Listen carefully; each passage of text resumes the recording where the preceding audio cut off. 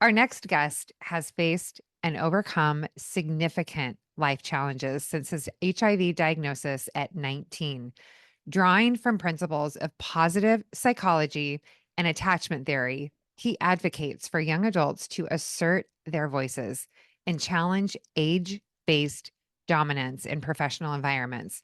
Stay tuned as we dive into his remarkable journey and insights. Please welcome the inspiring Ronek Patel. Welcome, Ronek. Thank you so much for Colette for having me. I'm so excited to be here. It's great to have you. One thing I'd like to do, because we need to get into you and your life and what brought you to where you're at today. But the first thing I'd like you to do is take us back to a childhood memory that might have made an impact on where you're at today or something significant that has just impacted you.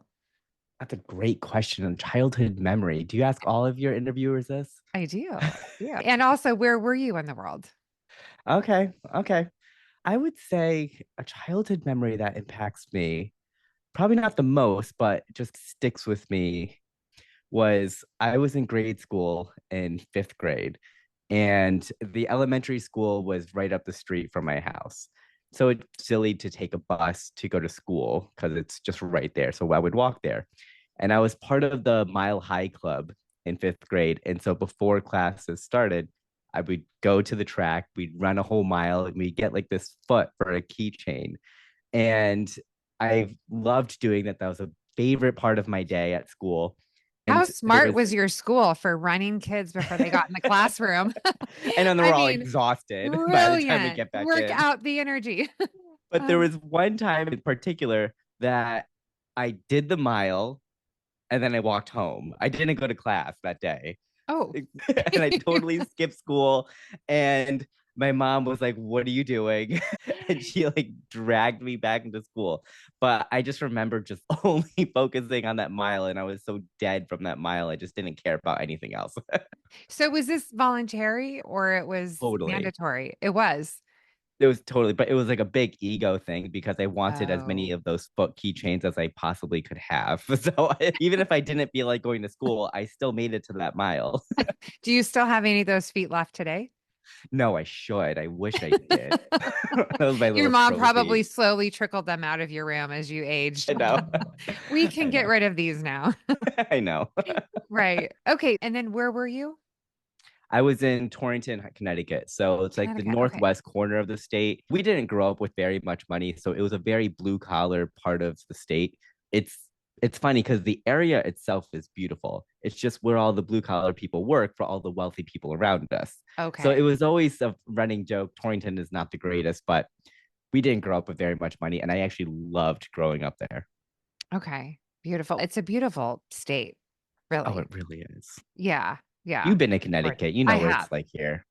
I actually love it. It's gorgeous. I just don't understand why real estate is the same price as Los Angeles because you I guys have know. cold weather. I I know. understand paying for warm weather, but I will say, Colette, like being a homeowner and in the winter months, I don't have to worry about watering the yard or mowing the grass all year round. It's a nice Mhm. little break. You Just can get to wish Europe winter. faster.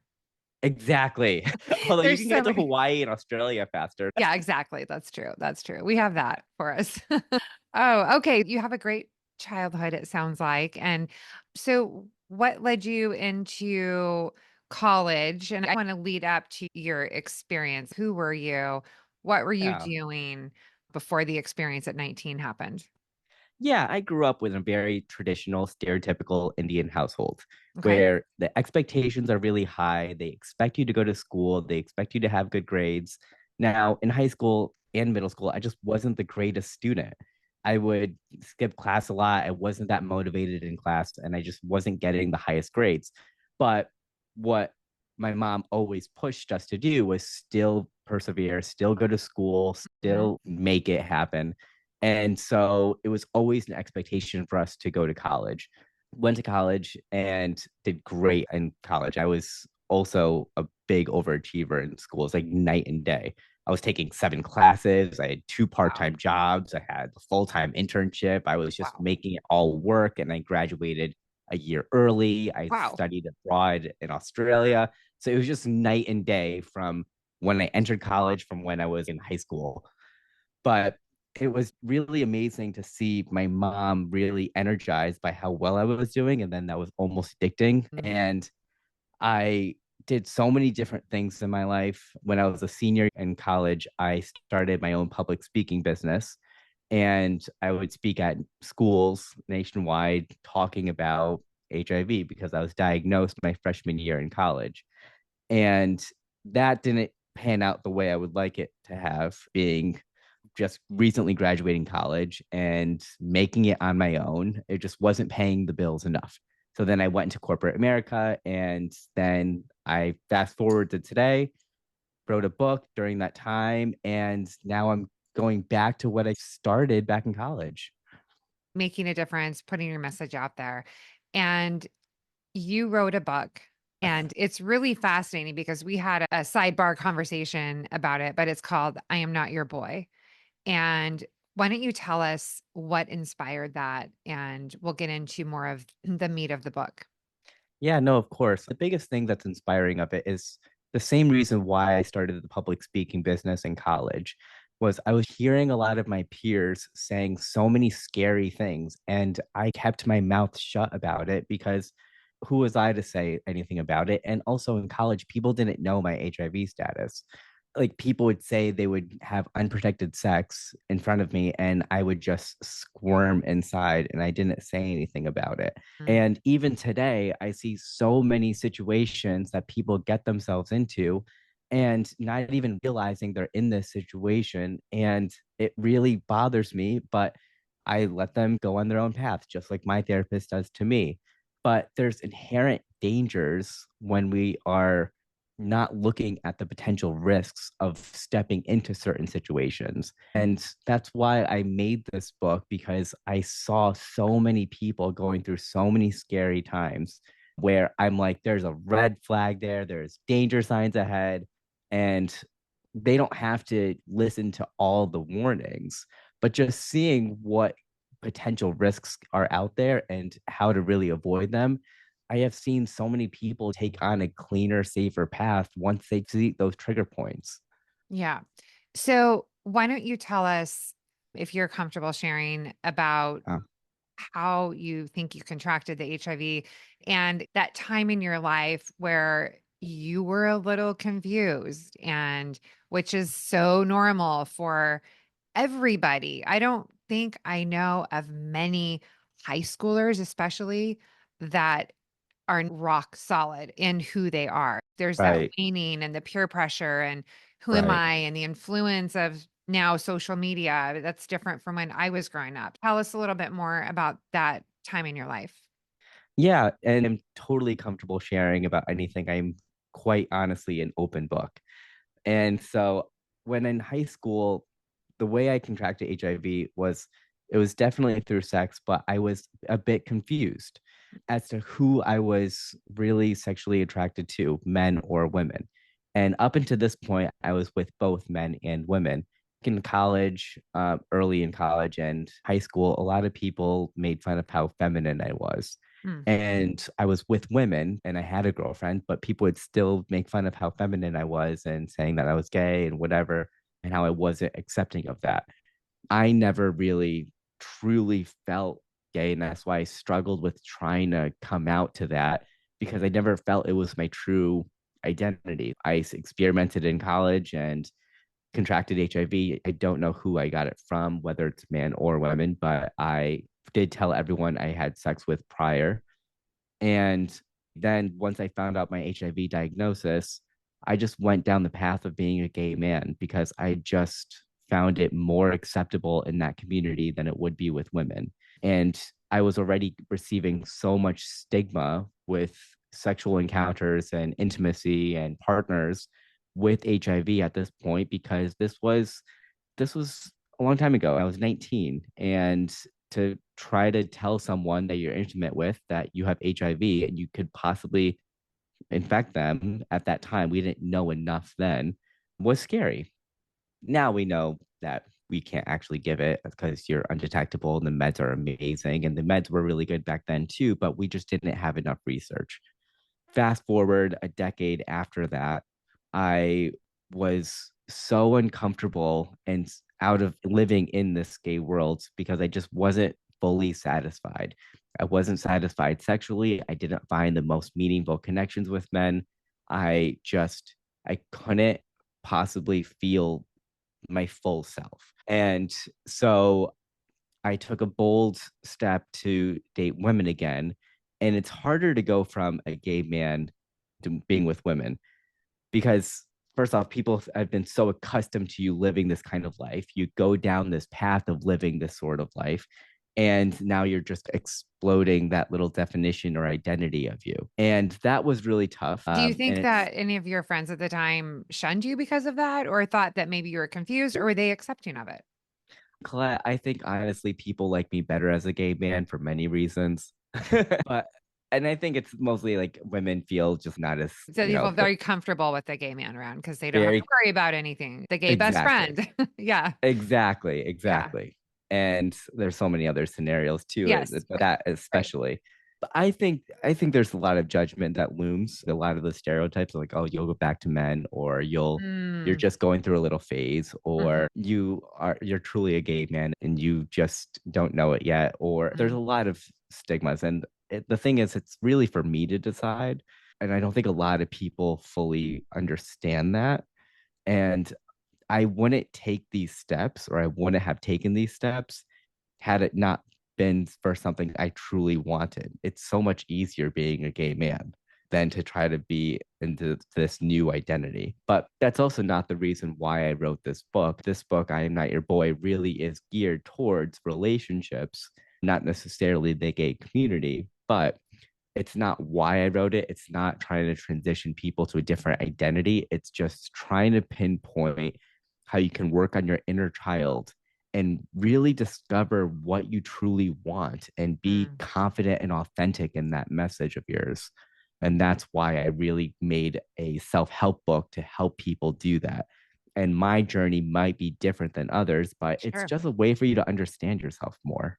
Which we need because there are so many things that inadvertently happen, intentionally happened in childhood that we suppressed that Right. true inner child and we didn't nurture that. And it's Right. that reconnecting with who we were, who we are, and being able to nurture that and love it.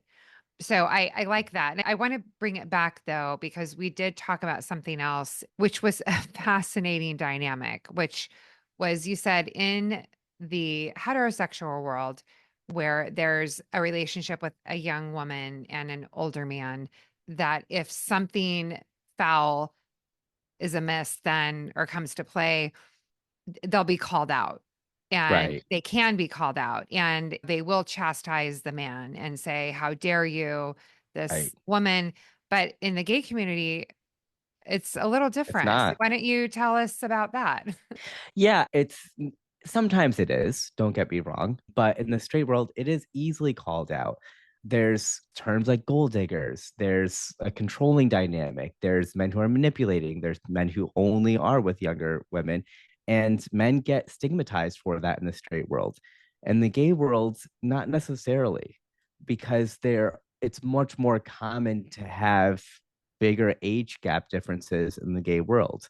And not to say that's good or a bad thing, but there are some situations where it's just not okay. Sometimes you have an old man preying on young men, and it's an actual predator situation. And it may not even seem like it because it's so commonly accepted in the gay world to have older men be with younger men that it just totally surprises us.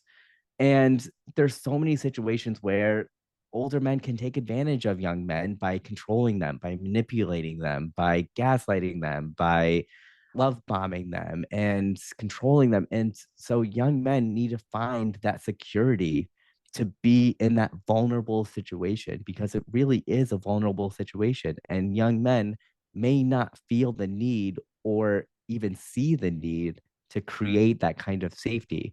With women, it's inherent in women. You are protecting yourself, you are protecting your body, you might be more I don't know, you might be more responsible with sex, you might be more responsible for certain situations where you're creating that kind of safety. It's almost ingrained in women to create that safety, where men, we might not instinctively know to create that safety. So it's really an interesting dynamic. And I like the way that you phrased it, that it doesn't necessarily mean all the time and it doesn't Right. mean right or wrong, but it just means that how it's viewed and perceived. And I also have to say that's I think it's beautiful that you were able to push through all the noise and experiences in your life and come back home to you, Yeah. to what you truly are. That you came back to, this is who I am, and you were bold enough to come out and say that and own that. Yeah. And I think a lot of times we just end up choosing our destiny based on other people, based on the person that we want to love us, or based on the person that we think we love. And then that chooses our future and that chooses what we end up having. And for so much of my life, I let that be the guiding force to my relationships because I was still under this premise that I have HIV. I can only take love for people who are accepting of that. So Mm, once I transitioned out of this follower mentality and took a more leadership role in my own life and in my own relationships and in my own mental well being, I started deciding for myself what I wanted. And then I was able to take on what aligned with that. It's just how the universe works. You put out what you really want and you end up receiving it. It's actually incredible how that works. and what was the journey like writing the book for you? Oh my God, it was a lot. Yeah, I'm It was sure a it lot. was. I'm sure you probably, yeah, tell us about it. Yeah. So I go to therapy every single week, and I've been going to therapy for the past 5 years. And thank goodness I have him as an anchor throughout that whole process because it was super emotional. It was super vulnerable going through all of the work of putting yourself out there the way I did. Now, it's not a memoir. I do share examples of my own life, but I do that because I want people to be vulnerable in their own head. And what's great about a book format is that they're doing it in their own minds. So when I was writing it, I was just super emotional. I was reliving a lot of my past experiences. And it was a lot of work trying to put on paper what I was conveying. And my editor and I went back and forth for months after I had a really good manuscript set up. And we ended up creating this amazing book. And I'm super proud of it. And just writing it was a journey, but now getting it out there is a different kind of journey that I've been really enjoying. And seeing how it can make an impact really energizes me. I'm sure, Colette, you do a lot of incredible things for people. It's addicting, it's contagious, and it's really amazing to see your work really impact people, right? Yeah, it is. It's amazing when you have somebody come back and say, that one thing that you said just Right. hit home with me. And it could be 3 years after you said that one thing or after they read your book and they'll come back and you'll never know. A lot of people don't Right. even say anything. I think that's a message for everyone listening. You never know the work that you're doing and how it's impacting someone in the world. You don't. And it is. I wish more people would be open about that. It would make things a lot easier. Yeah, exactly, exactly. Make that comment, like that post, give us Right. feedback. It really matters. It really does. It does. It really does. Yes. So I want to say that the story and the meat of your book, Yeah. the inspiration is truly healthy relationships. And Yeah. that starts with you. So Yes. if somebody's listening, what would you say are 3 things that you could think of the top of your head? These are the most important 3 things that you could do for yourself today to have a healthy relationship, whether it's starting within or with a partner or a person in your life. Yeah, so before I hit on three things, is I have to say everyone needs to have four things in their life: Mm, love, support, a sense of belonging, and trust. mm, Those four are imperative to anyone. Now, how to get that is up to you. okay. But knowing that you need all four: love, support, a sense of belonging, and trust, knowing that you need all four, trying to find the healthiest way to have each one of those buckets filled. And so, knowing what sense of belonging means to you, knowing what trust means to you, knowing what love means to you, all of those really take some work to figure out, like, how does that fully satisfy us? Now, I would say some of the things that I think, so three ways to do that as recommendations or advice. It varies on the person, of course, but I strongly think that people really need to assess the current situation that they're in. They may seem super happy, they may seem super content with everything that's happening in their life, but maybe that one bucket isn't being fully satisfied. And why can't we have everything fully satisfied? So, to really dig in to see, all right, is my husband or wife making me happy? Is my partner in my life making me happy? Is the people that are giving me all four actually my romantic partner? Or is it a family friend? Is it a close friend of mine? Is it someone that you aren't spending as much time with? And maybe you probably should, because they're satisfying all four of those buckets and you're not prioritizing. So I would say, one, really sit down and delve into everything that you're in right now. Mm, That's one of the biggest advice I can give to anyone. Because when I first went to go to therapy, I thought I was the happiest person alive. I had a million friends. I was hosting parties. Everyone seemed to like me, and it was a really great time. And then I realized all of this was surface level relationships. It wasn't something that was deep or meaningful, and it wasn't really aiding me to my success. But I digress. I think the other thing too is to really be confident in what you want. And mm, that's so much harder to do than it is to say, right? And live in your own conviction. Who cares what people think? And I know it's so easy to say, mm. but I have to say, once you really are confident in what you want and how you're going to get it and what makes you happy, the world becomes a completely different place. Yeah. It's incredible. Yeah. It really changes so instantly. And I think that's three. Is that two or is that three? I'm just rambling. Well, There's you so gave many us thoughts. the 4 points, and then you gave us the belonging and trust and examining relationships Yeah. and go to therapy. Go to therapy. It's really great. I I think we go have every single 20, week. 20 times. Even people are like, why do you go every week? Do you really have something to say every week? And I was like, I might not, but it resets me. Interesting. It Interesting. really does. Yeah. And then, so what was that like then going when you thought you were happy? And what was it that made you unveil that there's something going on here? All Yeah. these people around me, the time I'm spending, it's just not meaningful. Yeah. I think what, for me at least, the reason why I went to therapy was my dad passed away at the time. Mm, And I had no emotions. I mm, really wasn't sad. I wasn't happy. I just felt indifferent. wow. And I didn't understand why. And I felt like that was going to bite me later on. I'm like, Mm, I should be sad. I yeah. should feel some sort of emotion around this. And I was feeling nothing. Wow. At his wake and his funeral, I didn't cry. When the day that he passed, I didn't cry. I was just going through the emotions and the logistics of moving forward with everything, that I felt numb to it and it never really hit me. And so I went to therapy and I was like, there's got to be a reason why I'm not feeling this. And then turns out there were so many things about my relationships that weren't satisfying that we worked through and we're still working through, of course. But that's what triggered it.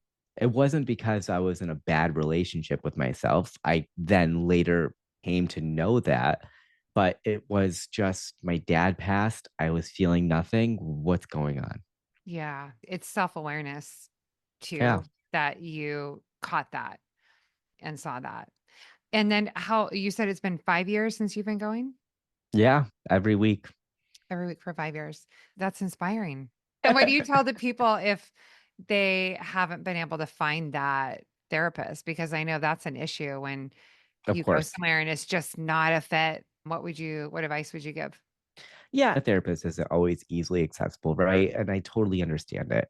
But I don't think a lot of people give themselves enough rewards. And also, they aren't good enough to themselves. And Mm. what I mean by that is saying just know that happiness is something that you need to work at. It just doesn't normally happen easily. For example, there's dopamine rushes. What are some cheap dopamine rushes? Cheap dopamine rushes could be pornography, it could be bad food, it could be not sleeping enough, it could be not working out. Just those little like dopamine hits that make you feel good, but they don't actually serve you. They're not actually benefiting your health. They're not benefiting your happiness. They're not benefiting your core well being.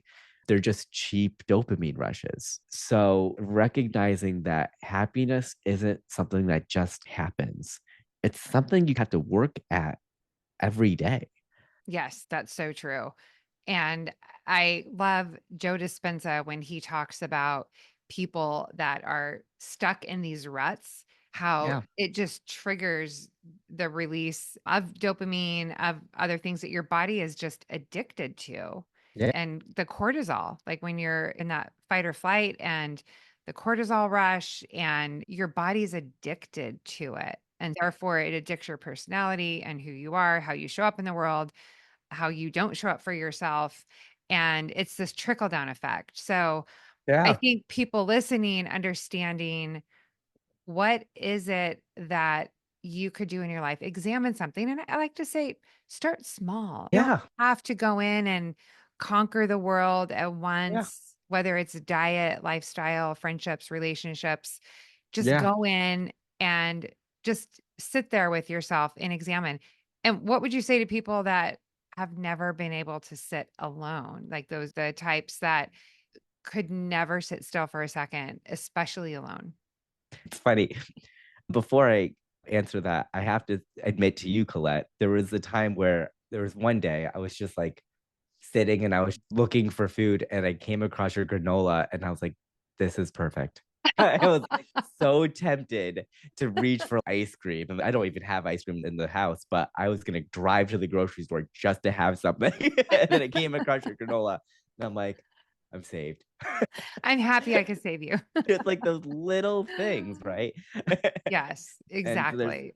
and it's just having those weakness moments. So ask me again what that question was because I just really got derailed by your Yeah, granola and I no, got into a little bit of a that's fantasy with okay. it. I like that. That's a little commercial. Okay, so those people that just can't be alone, Yeah. they can't sit alone. If they are alone, they've got TV going, they've got whatever, like they just can't sit and go inside and just be quiet for a minute. Yeah, I've struggled with that a lot. Okay? And it's because I don't know, I live alone. I own a house by my own. I've always been a lone wolf when it came to a lot of things in my life. When I found out I was HIV positive, I didn't tell people for 3, 4 years afterwards. And like when I went to school in Australia, I was so far removed from a lot of my friends back home that I was really on my own. Even when I was alone, I didn't really sit in my thoughts alone. I always found outside validation. I always found other people to help satisfy this void that I would feel alone. I would always be in relationships. I would always be friendly with everyone. I would always be social. Once you really sit alone, it is super emotional and Mm, it is super hard. Just like fully swallowing that you have to take care of yourself. yeah. And it's so emotionally difficult. It's so emotionally difficult, and not enough of us do it. Even if you're in a happy relationship, sitting alone in your thoughts, sitting alone in your own self, that's the best way you can read yourself. That's the best way to really know who you are. What are you going to do? Rely on other people to tell you who you are? Are you going to ask around for people to be like, what am I really, instead of Mm, actually knowing for yourself? So you really do have to sit in alone in your thoughts and in your own world and be like, who am I? Yeah, that's so good. And I have another question. So, what was Yeah. it like, speaking of you didn't tell anyone for a couple of years? When did you tell your parents and what was that like? So that was a lot. It was a lot. It was like a bomb because I Yeah. didn't just tell them I was HIV positive. I told them at that point that I was gay. And that also, here's my significantly older partner at the time. And so it's all three at once. And so my mom, I still remember how calm she was. And she is such a traditional, stereotypical Indian mother in so many ways. So then I was afraid of what she would really say to me and what her judgment was or what she was going to really tell me what to do. And she was like, it's not like you're going to die. And I was like, yeah, you're right. It's not. Yeah. And I was just amazed at how she just handled it. Yeah. And it was so different than what I was expecting. My sisters were a little emotional. They're like, what has been going on? What have you been doing all this time? And asking all these questions. And I was like, there's questions don't really even need to answer, but I answered as much as I could or really wanted to. So that was interesting. Yeah. But I also didn't feel like I really needed to because at that point, I was really handling a lot of my life on my own. It was just easier telling them because I now didn't have to hide my medication.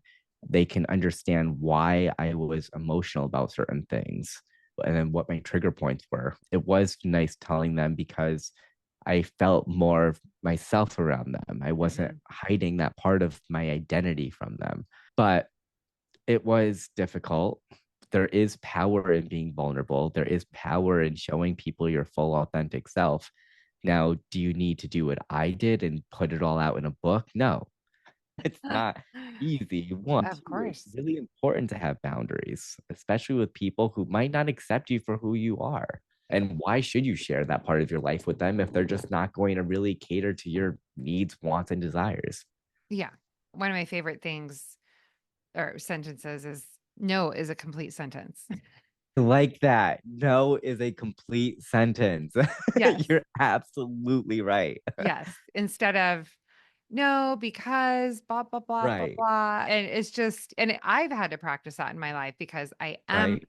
such a giver. And just to say no and then nothing, it's almost like I have to put invisible tape over my mouth and just stand there and just be so uncomfortable with the silence because I Right. excuse myself away and not hurt Right. anyone's feelings. And yeah, but being able to own yourself and Right. what you feel, what you believe, what you want is very empowering. Yeah. And for people pleasers, saying no is really hard. It's Like really you and hard. I are both people pleasers, Yeah, and it's so difficult. it is. It is. But it feels so good when you So can tap good. in and own the ability to say no and to know yourself, which is another one of my favorite quotes by Socrates, know thyself. Yeah. Because once you do know yourself, then you can show up in the world in such a different way. And So to your true. earlier point with confidence, confidence is the most attractive thing. And how can you Oh, be yeah. confident when you don't know who you are? How can you? Yeah. How can you? Yeah. And saying no, and even people who say sorry, why sorry all the time? Yeah. It's a habit sometimes that we fall into. And it could come from an insecurity. It could come from not being confident or authentic. Yes. Yeah. The not wanting to hurt anyone's feelings Right. category, I identify as well. And Yeah. also like in relationships and in dating. I mean, women are skilled at this because they've dealt with it all their lives, just creepy guys hitting on them or people they don't want hitting on them and just saying no to them. Men might not be the greatest at it because it's not always every day that we are told compliments. Yeah. Exactly. Exactly. It's different. And Right. so sometimes even men have a problem saying no, even though they probably should. This has been amazing. And I'd like to ask you one more question that I ask all my guests as we get Yeah. towards the end, which is if this was the last message that you had to broadcast out to the world, what would it be? Oh, that's a really tough question because there's so much, there's so many, there's Mhm. so many things. One last message. I would say be vigilant, power through the things that bring you happiness and Mm, fight mm. and just really fight. Yeah, It's not easy. Things aren't always just given to us. Things don't always fall on your lap. And when they do, yeah, it's amazing and it's great.